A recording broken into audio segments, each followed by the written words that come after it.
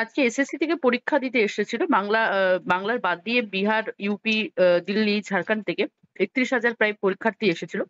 তারা যোগী রাজ্য থেকে, বাংলার রাজ্য থেকে ভরসা করছে পরীক্ষার জন্য। কি বলবেন চাকরির জন্য? প্রথম প্রথম কথা বলি যে এরা যে আদৌ অন্য রাজ্য থেকে এসছে বা তারা সত্যি চাকরি প্রায় করতে পারি না।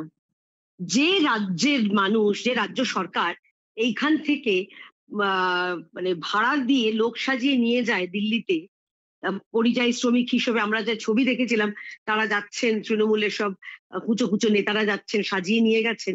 তো এরা যে পরিযায় যারা আসছেন তারা ভিন রাজ্য থেকে আসছেন, আমি জানি না সেটা এসছে কিনা। আমার অবাক লাগলো বাংলা হান্ট একটা, আপনাদের একটা স্টোরিও দেখলাম।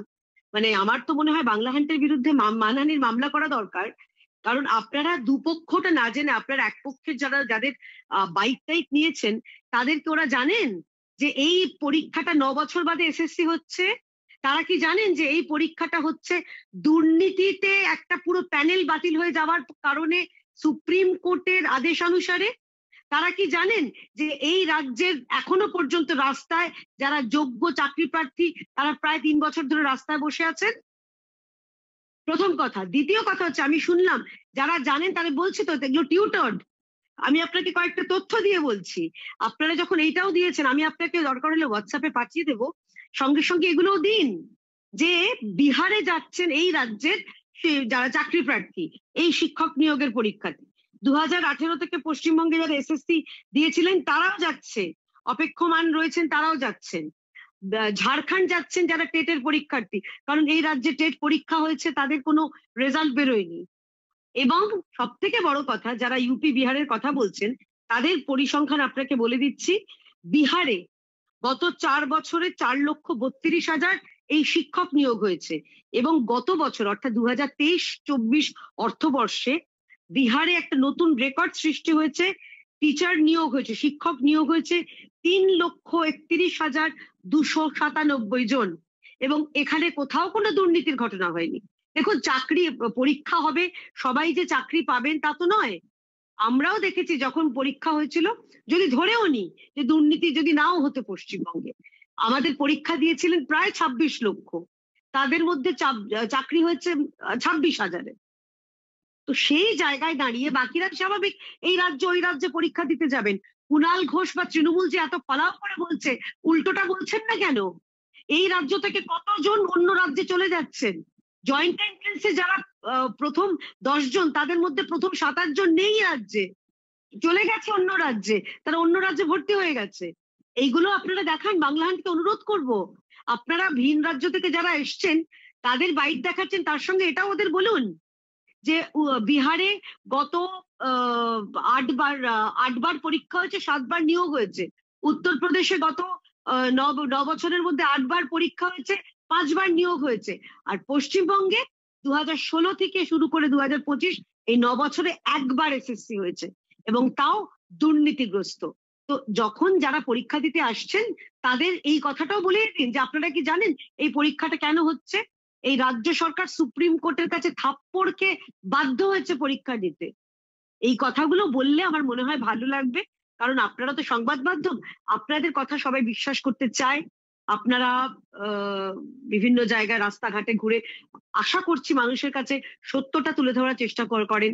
তো সুতরাং এই সত্যটাও তুলে ধরুন, এবং প্রয়োজন হলে আমি আপনাকে সংবাদপত্রের কাটিং গুলো পাঠিয়ে দেবো যে এই রাজ্য থেকে কিভাবে যাচ্ছে, ভিন রাজ্যে গিয়ে তারা পরীক্ষা দিচ্ছে, এবং কোথাও সংবিধানে লেখা নেই যে অন্য রাজ্য থেকে এই রাজ্যে আসতে পারবে না বা এই রাজ্য থেকে অন্য রাজ্যে যেতে পারবে না।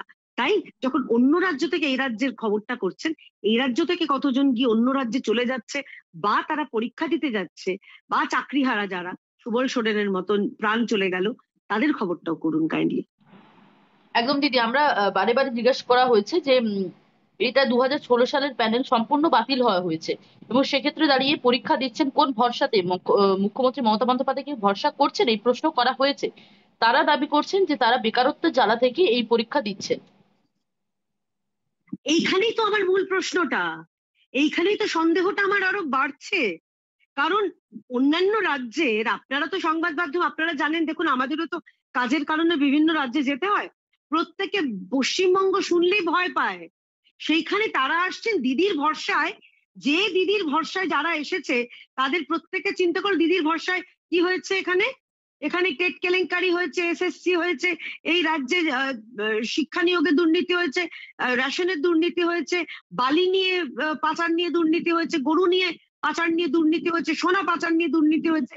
সব জায়গায় 100 দিনের কাজ, প্রধানমন্ত্রী আবাস যোজনার বাড়ি থেকে শুরু করে বিভিন্ন প্রকল্প নিয়ে দুর্নীতি হয়েছে। সেইখানে তারা এসছেন মমতা বন্দ্যোপাধ্যায়ের ভরসায়। এইটা যদি কেউ বলেন না, আমার এখানেই আমার খুব সন্দেহটা বাড়ে যে তৃণমূল তো সব পারে, আর একটা কি ওদের সঙ্গে প্যাক বলে কোম্পানি আছে, তারাও যে লোকজনকে সাজিয়ে গুছিয়ে ওই নাটক তৈরি করেনি এটারও কোনো গ্যারেন্টি নেই। মানে দেখুন, চিত্রনাট্যটা খুব কাঁচা, তা না হলে কেউ বলতে পারে আমরা এখানে ভরসায় এসছি।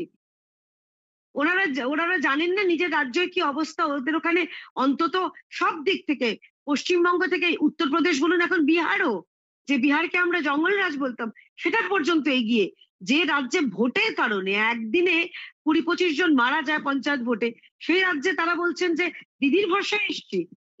এইটা শুনেই কিন্তু আবার সন্দেহটা, এবং আমার মনে হয় আমার মতন যারা জাতীয়তাবাদী রয়েছেন তাদের মনে সন্দেহটা দৃঢ় হয়। কারণ আমরা দেখেছি যে ওই ইডেন, এই ইনডোর স্টেডিয়ামে যখন মমতা ওই যোগ্য চাকরি প্রার্থীদের একটা বৈঠক করেছিলেন, সেই সময় আমরা দেখেছিলাম যে বিভিন্ন কলেজের প্রিন্সিপাল থেকে শুরু করে অধ্যাপকরা কিভাবে তারা ওই যোগ্য চাকরি প্রার্থী সেজে গেছিলেন। তো এরাও যে সেই রকম কোনো সাজানো গুছানো তাদের চিত্রনাট্য বলিয়ে দেওয়া হয়নি, তার কি গ্যারেন্টি আছে ভাই? আরো ভালো ভালো খবর দেখতে সাবস্ক্রাইব করুন বাংলা হান্টের ইউটিউব চ্যানেল। বাংলা হান্টের আরো খবর দেখতে নজর রাখুন। বাংলা খবর মানেই বাংলা হান্ট।